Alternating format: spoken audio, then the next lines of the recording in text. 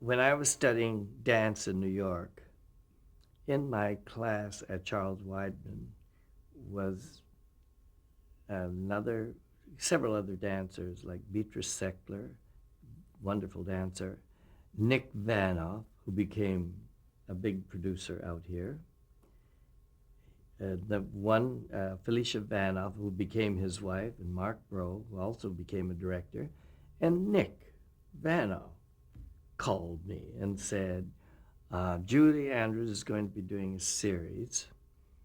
And I had worked with her with Alan Hanley on the special. I thought, oh, wonderful. I'd love to direct Julie's series. When he said, Bill Davis is going to direct. And I said, well, then what do you need me for? I could direct and choreograph. And he said, why don't you come on as the choreographer? And then in a pinch, if need be, you can direct it. If Bill should leave or if Bill doesn't work out, I didn't care for that at all.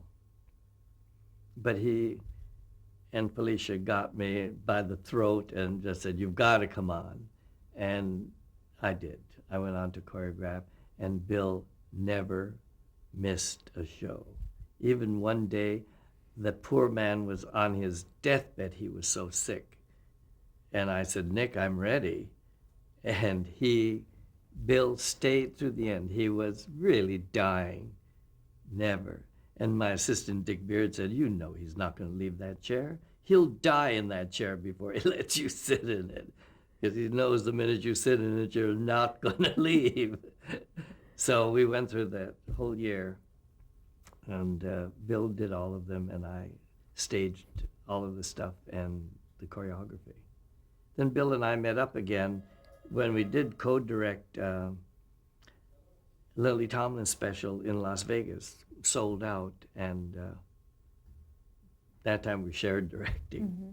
Well, so how did you two work together on Julie's show? Was she? Well, we had a group of dancers, a steady group of dancers again. I think there were 6 boys, and so again, I went back to my old ways of staging everything and then telling him what to shoot for those numbers. And that seemed to work out fine because I would be in the hall with everybody rehearsing, and all he had to do was shoot it. He would handle some other stuff, though. Sometimes there were some sketches with Rich Little and Alice Ghostly, so while I was working with the dancers, he had that to contend with. And Julie would be in the hall, always with me, rehearsing. And we had one thing with all the rehearsals. Every time as the afternoon went on, I'm a tea drinker, and so is Julie. When I don't know how she'd do it. She would just stop and say, Tony, 4 o'clock, tea time. She could be in the middle of a note. She said, tea time. And we would leave. Everything stopped. Well, Julie and I went to her dressing room to have tea. I loved it. I still drink tea at 4. Tell me a little bit more about Julie Andrews. Well, Julie is really a perfectionist and very meticulous. And when you see Julie, I think there are almost 2 people, because you see Julie as the princess, and that's the image we know. I know Julie as quite down-to-earth girl. Some of the lowest and best stories I've heard from Julie. She becomes a real human being rather than this purely innocent-looking, elegant woman, which she carries off beautifully, and that's what I guess the American public likes to know. I like to know both parts. One evening, for example, when we were on the set, and it was like 3 o'clock in the morning, and I said, Julie, when she was finished, she's great at lip syncing, and that's all lip sync, but she lip synced this number. And no, this number she was not lip syncing, she was singing live to this tape. When I said, I don't understand it, Julie, at this hour in the morning, those high notes, I don't understand. How can you sing so clearly those clear notes that are coming out at this hour. We've been here all day. She says, oh, very simple, Tony. I don't wear panties. Oh, of course, Julie. I love her for it. Well, how was she to choreograph dances for?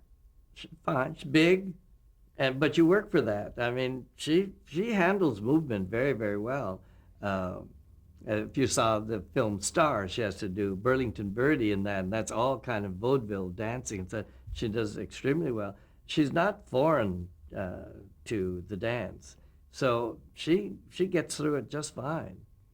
It's she's coordinated. She understands the dance, so it's good, and she likes to do it. She recreated a lot of her famous roles during the show, didn't she?